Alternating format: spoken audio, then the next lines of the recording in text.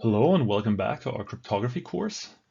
Last time we have seen that we can construct in-CCA secure public key encryption from an in-CCA secure key encapsulation mechanism and in-CCA secure private key encryption.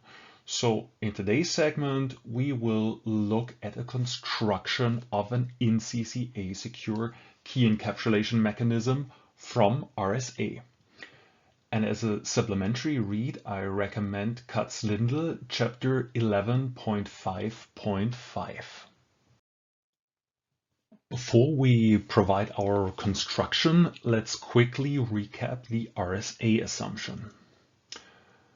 Recall that we define the RSA experiment, and I will here just call it exp-RSA, as follows for a PPT adversary A. First, we generate RSA parameters, that is, we run RSA gen, obtaining N, E, and D. That is, we choose two random security parameter bit primes P and Q, set N to be the product of P and Q, choose a random E in Zn, or in C phi of N actually, such that the GCD of E and phi of N is 1, and we compute a number D for which E times D is congruent to 1 modulo phi of N. D is the modular inverse of E modulo phi of N. Okay, that's how we generate RSA parameters. Next, we choose a random R in Zn and set C to be R to the E mod N. And this is important. In the RSA assumption, we choose a uniformly random R in Zn. Then we provide the adversary with N and E in an RSA public key and this ciphertext C, and the task of the adversary is to compute such an R prime. And if R prime to the E is equal Z or is congruent to Z, modulo N we output 1, otherwise 0. And we say that the RSA assumption holds, or the RSA assumption conjectures that it holds for every PPT adversary A, that the probability that such an adversary wins the RSA experiment is negligible. Let's maybe have briefly a closer look at this equation here. So we just have to, or the experiment just tests if R prime to the E is congruent to C. But we know already that when we generate RSA parameters, that R to the E is a permutation. So if we have R prime to the E equals, I'm not going to write congruent, C, but we know that C is R to the E, then we can of course exponentiate on both sides with D and see that this is equivalent with R prime equals R. So I could have as well reformulated this check as check if R prime equals R, but I like to keep it this way for reasons we're gonna get into in the security proof later in this segment. Okay. Now that we've refamiliarized ourselves with the RSA assumption, let's go ahead and construct an RSA-based key encapsulation mechanism. So let RSA gen be the RSA instance generation algorithm, and let H be a hash function which maps, say, from Zn to 0, 1 to the security parameter. It might look a little bit suspicious that we say that H maps from Zn to 0, 1 to the security parameter, because n is only produced by the RSA gen algorithm. So the hash function seems to depend on whatever this RSA gen outputs. But this is not a big issue. Let's say we just know an upper bound on our RSA modulus n, something like 2 to the n. Then, of course, using binary representations, we can identify or embed Zn into 0, 1 to the L. And instead define a hash function h which maps from 0, 1 to the L to 0, 1 to the security parameter. Okay, so now our key encapsulation mechanism, keygen, ncaps, and dcaps is given as follows. Keygen just runs the RSA gen algorithm, obtaining n, e, and d, and outputs a public key pk, n, sn, e, and a secret key sk, which is n, d. The ncaps algorithm just takes as input a public key, n, e, chooses a uniformly random r, and computes the ciphertext c as r to the e mod n, pretty much like in the textbook RSA encryption algorithm, only that we choose r uniformly at random. Now it outputs the ciphertext c and a key k, which we obtain by hashing r. So we don't use r directly as a key, but hash it first. What does the decapsulation algorithm do? Takes as input the secret key n, d and a ciphertext c, and it just computes c to the d modulo n and hashes it. So we do a textbook RSA decryption and hash the output. That's what the decaps algorithm does. Correctness of this scheme again follows straightforwardly, so I'm not gonna do this here. The interesting aspect, of course, is in CCA security. So we get the following theorem: assume that the RSA assumption holds, and further assume that the hash function h is modeled as a random oracle. Then the key encapsulation mechanism keygen, ncaps, dcaps is an in CCA secure key encapsulation mechanism. So our security proof starts like pretty much every other or any other security proof that we did in this lecture. Assume towards contradiction.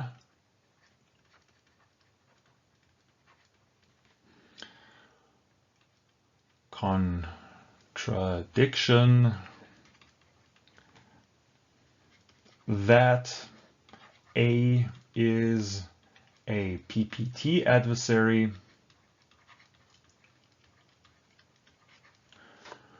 which breaks the in CCA security of this chem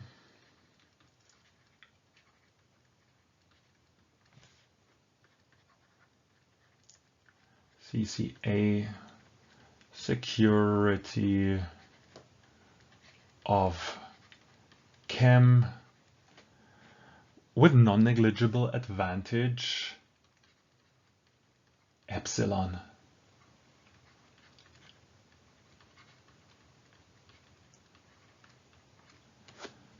Okay. Now, as always, I'm first gonna draw the in CCA experiment with our with the scheme we just constructed, plugging in all the algorithms, but this will take a lot of space, so I'm gonna go to the next slide for that. Okay, so our adversary will be here on the right side, on the left side. Ugh, that was not so straight.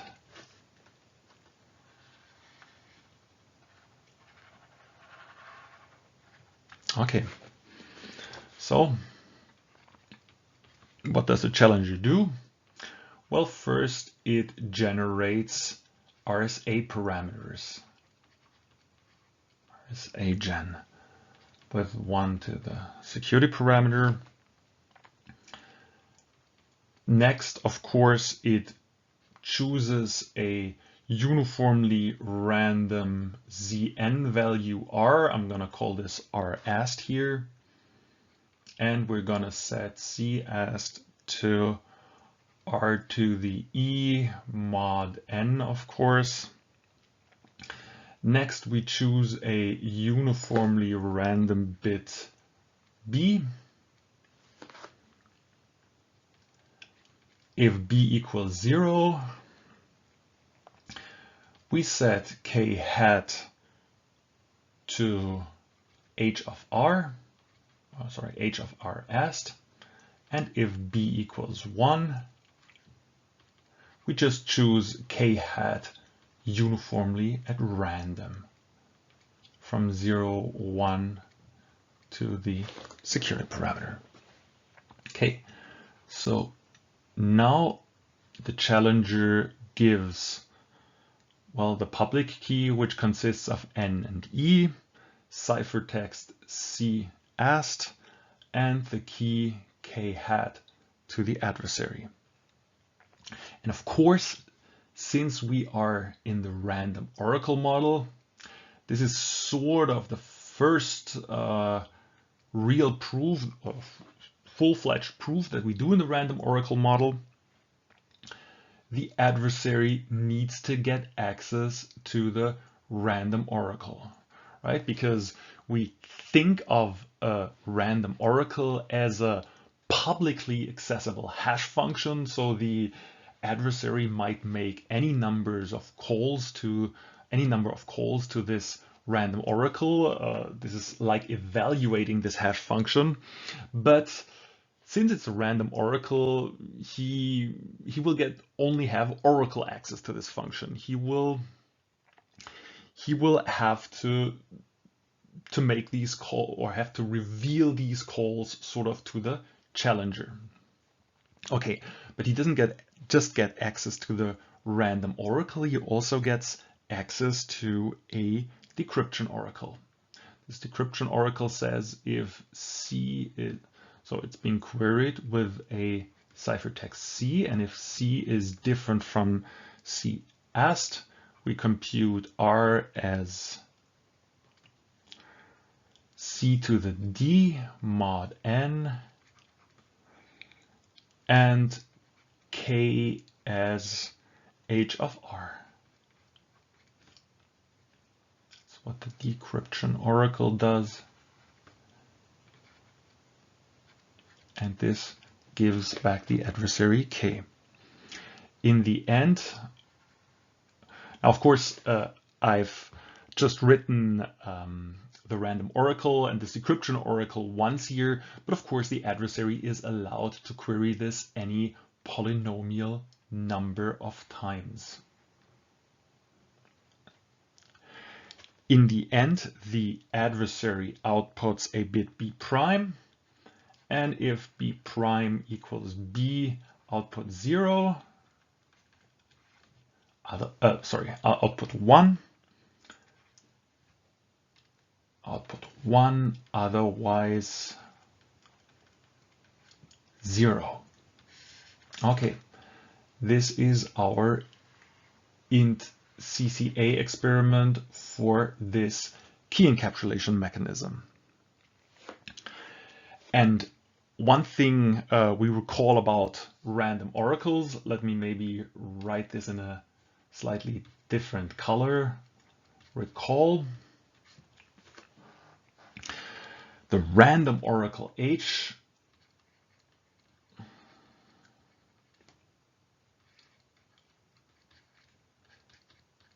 is a uniformly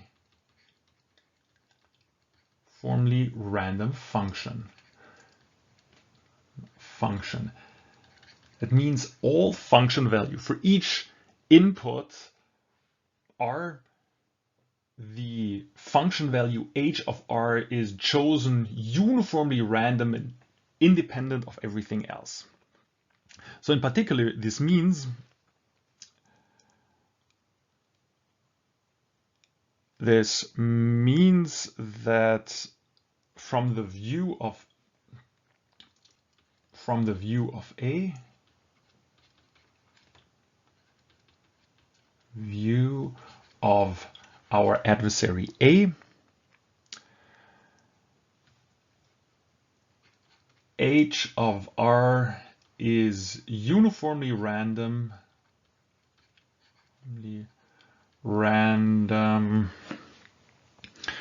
for each r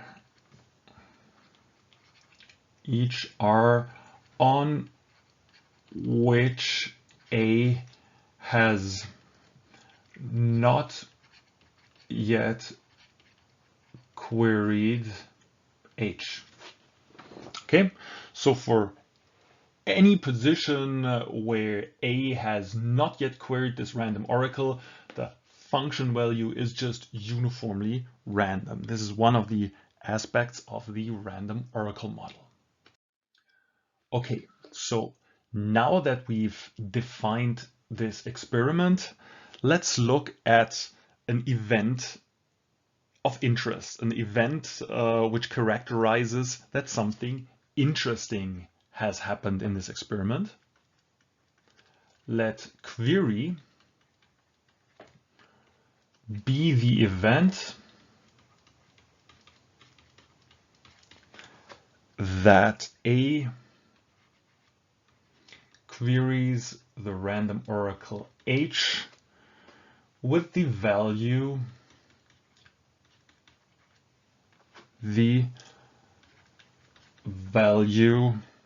R asked.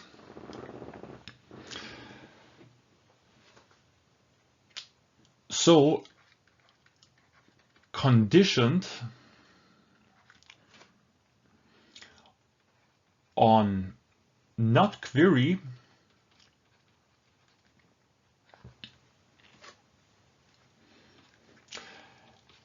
it holds that h of R asked is distributed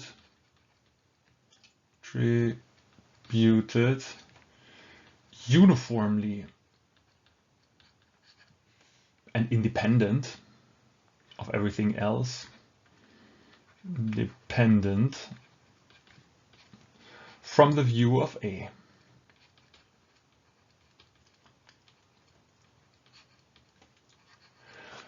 So in particular, unless A makes this event query happen, it has no way of telling apart h of R asked from a uniformly random string k hat.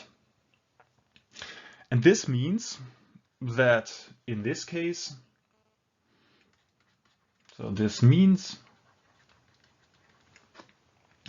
that the probability that A wins the INCCA, I'm just going to leave away the subscript A and the security parameter, conditioned on not query, is exactly 1/2. Again, what have we used here? We have used here that H is a random oracle. Unless you yourself query H on a certain value, I could tell you this, the output of said value, of said unknown value is anything. You're not able to verify this or refute this by any means. Okay, really that's the bottom line. Unless you find R asked yourself and query H on it, H of R asked is just distributed uniformly random from your view. Okay, now that we've computed this probability, we can argue the following. know it holds that. We know that the probability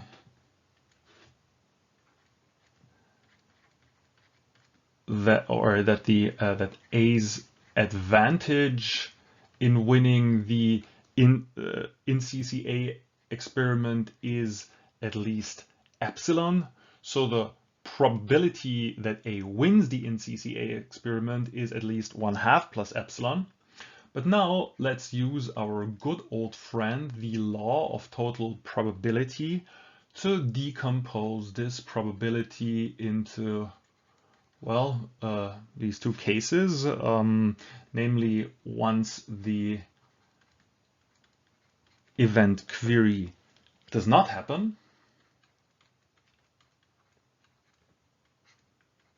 times probability not query, and of course the other case is the event query happens.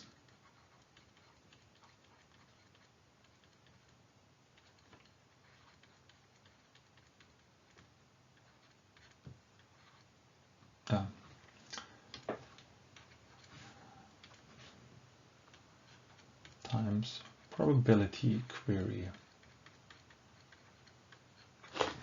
Okay, let's briefly look at this. We have just computed this part here and have seen that this is exactly 1/2. This probability here, well, it's a probability. That means it's at most 1. Same can be said about this probability. It's at most 1. So we can state that this is at most 1/2 plus probability of query. But from this, just subtracting 1/2 on both sides, it follows that probability that the event query happens is greater than epsilon, this non-negligible term. So if A distinguishes, or if A has a non-negligible advantage in the INCCA security experiment, then this event query must happen with non-negligible probability. We will now use this fact that A somehow must make this event query happen to construct an adversary A prime which breaks the RSA assumption. So we will now construct an adversary A prime which breaks the RSA assumption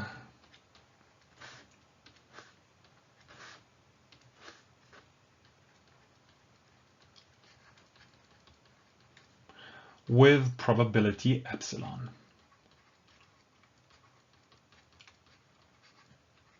And again, as this will take quite some space, I will go to the next slide. Okay, how does our adversary A prime look? Now, this adversary is going to be huge, but recall that it will get as input n, e and c est, where of course c est is computed as r est to the e mod n, where r est is chosen uniformly random. That's exactly what we need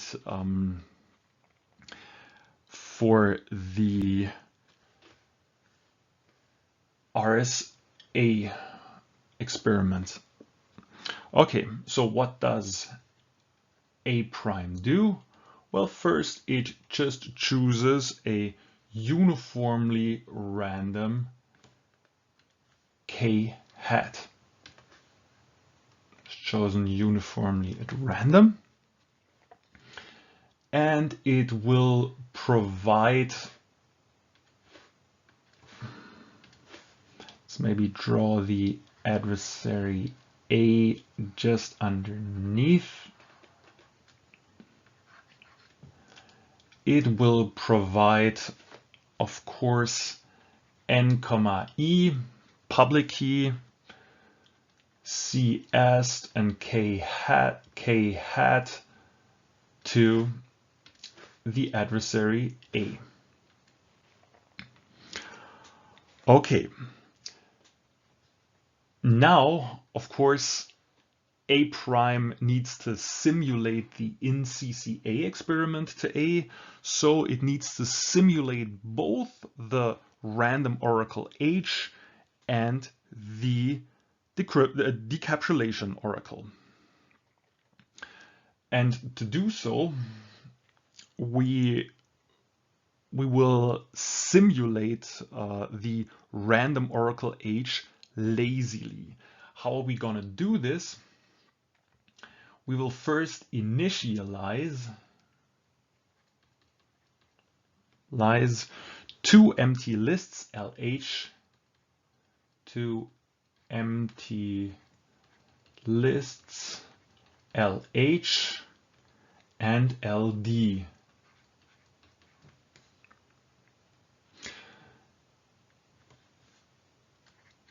LH consists of pairs Ri,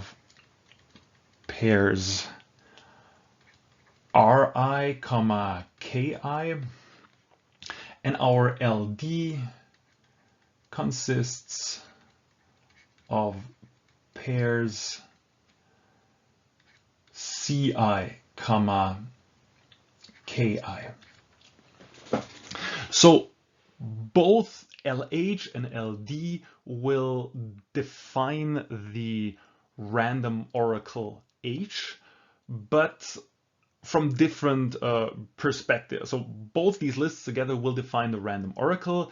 LH will somewhat define it directly, whereas LD will define it somewhat more implicitly. So let's now say our adversary A wants to query the random oracle on some value Ri. How is A gonna simulate that? Well, it simulates this as follows. First, it checks if when it gets a query Ri, it checks if Ri Ki is for some Ki is in LD, for some Ki. And if so, it just outputs Ki.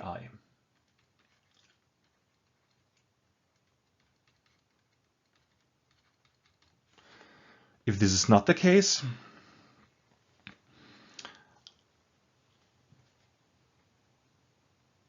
otherwise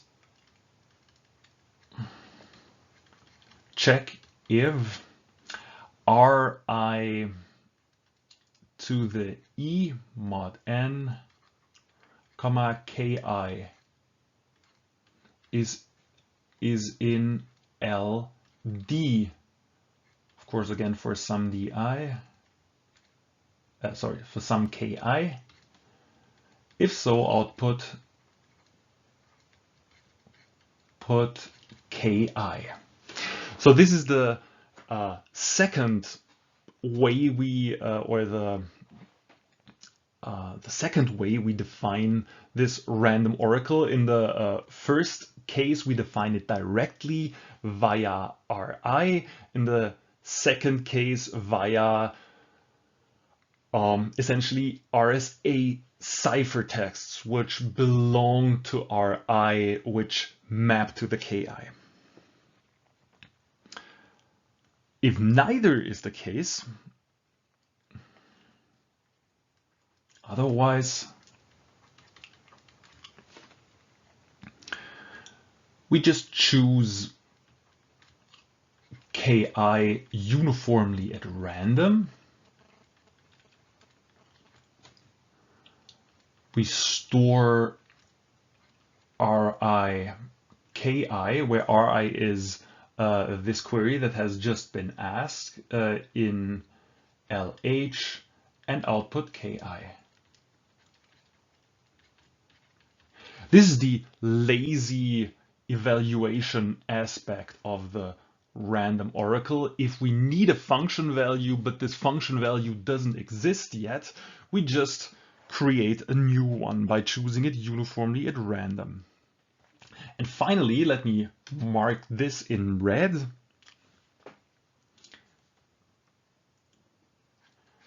If it holds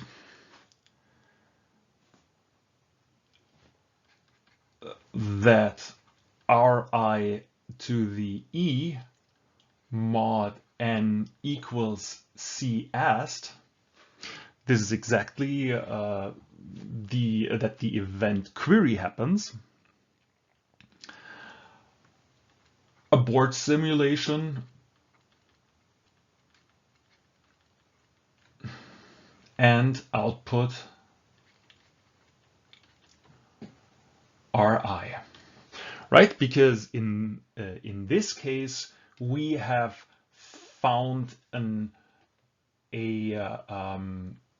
inverse of this c asked, and in this case we've actually defeated we've won the RSA experiment. So this is how our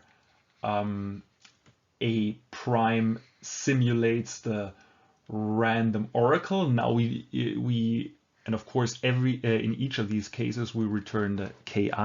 We still have to simulate the decryption oracle. So here the adversary queries with a CI, and we do kind of the following, or we do kind of an analogous strategy. If there is a CI, KI in LD, this is the implicit definition list for the random oracle. Output put ki. Otherwise,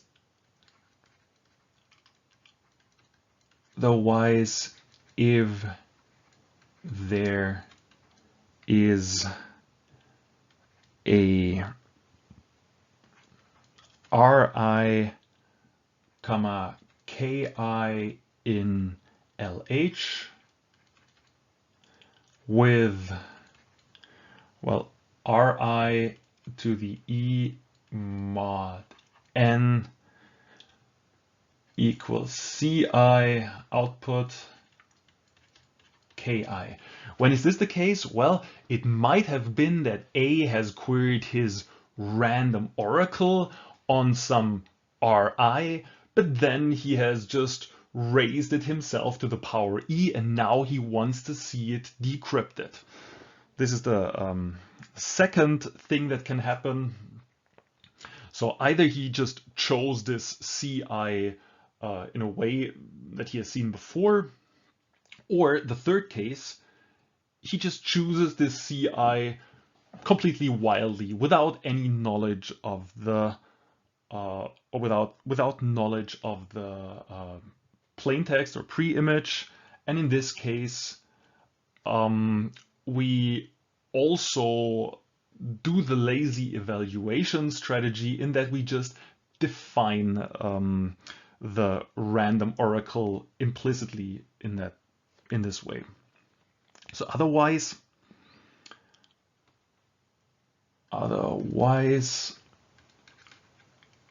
choose ki uniformly random.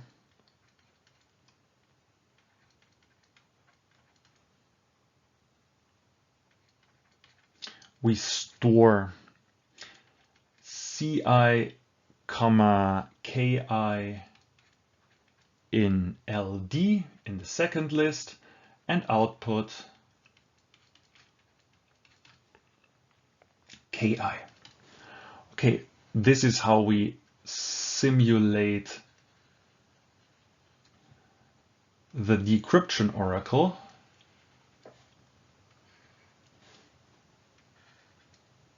And that concludes the description of our adversary A.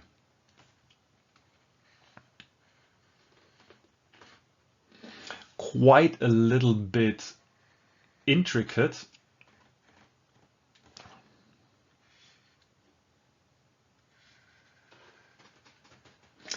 But before we jump to the next slide, we really have to notice a few things. So first, of course, the first message that we send to that A prime sends to A is just as in the INCCA experiment. So this is a well-formed public key, a well-formed ciphertext, and a well-formed key. And now we just have to observe that these that A prime simulates both the random oracle H and the decryption oracle consistently to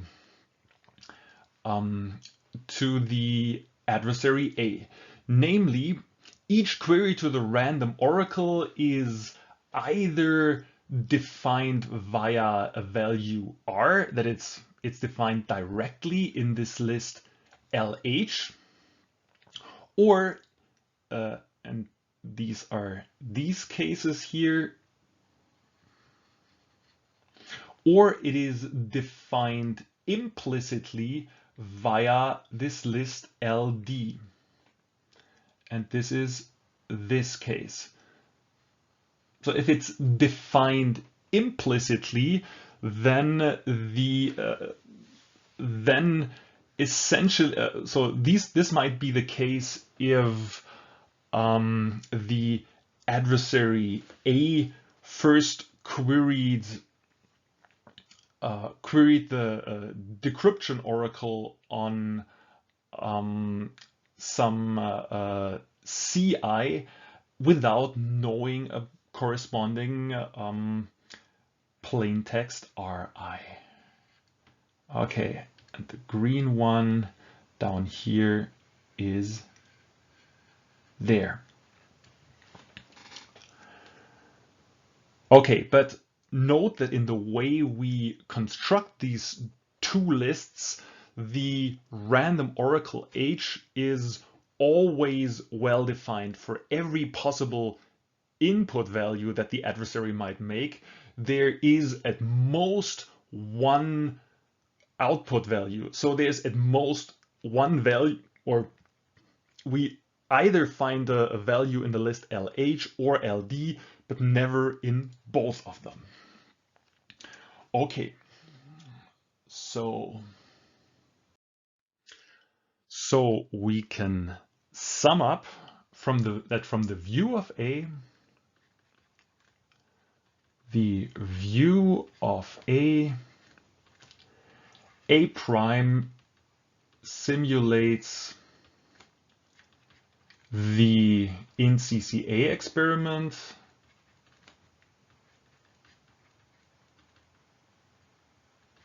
faithfully.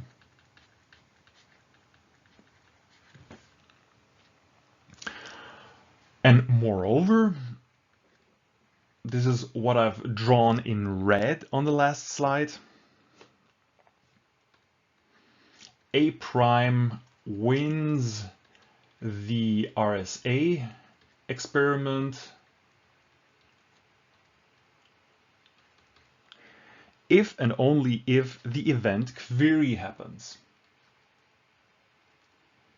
If and only if query happens. Right? Recall that query was the event that the adversary A queries the random oracle H with with the value R as the pre-image, the RSA pre-image of C as. So it follows that the probability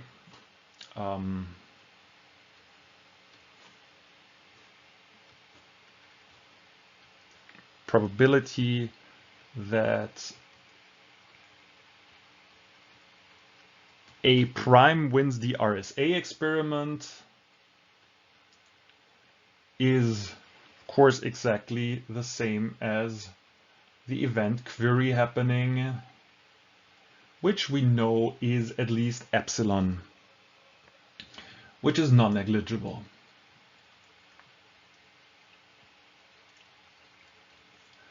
Thus, A prime breaks RSA problem with non-negligible probability,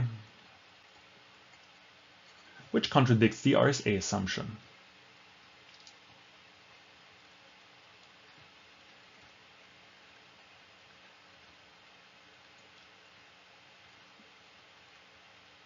And this concludes this proof.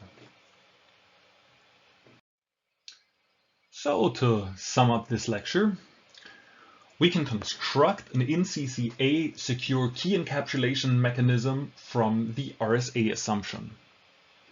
The recipe is we take the textbook RSA scheme with a random message with a random R and hash R to obtain the key. So it's a quite basic recipe. However, in order to prove this in CCA secure, we need to model the hash function as a random oracle. And recall, we discussed this, the random oracle model is a heuristic. So it's better than having no proof at all, but it's not a stringent evidence that any attack against a real instantiation of this scheme would actually imply an attack on RSA for a real hash function. Okay, that's all for today. Thanks for watching, and until next time.